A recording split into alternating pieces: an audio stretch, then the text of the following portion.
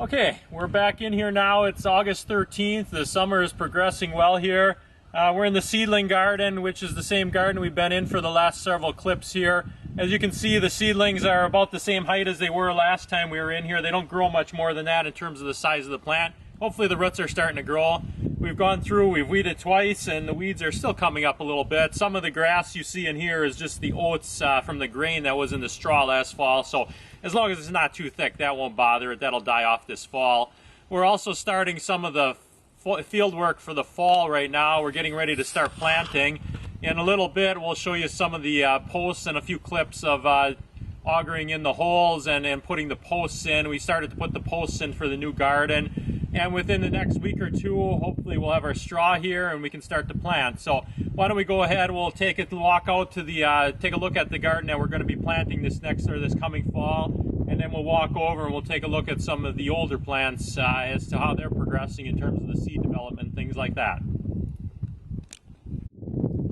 Now we're just taking a look at the field where we put the posts in the last few days here. We'll go ahead and we put the posts in, and then we'll go ahead and plow the beds and plant after that. So you can see this is the garden that we're going to be planting this year. It's in a couple of smaller gardens here. We've got one that's going to be attached to the seedling garden that we were just in.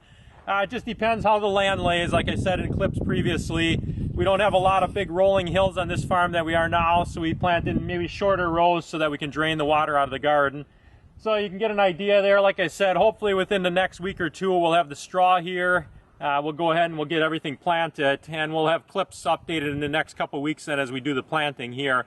So why don't we take a walk over to the older gardens here. Like I said, the seed is just starting to ripen a little bit, not a whole lot yet, so we're a little bit behind on that, but we'll take a walk over there and see how things are progressing there.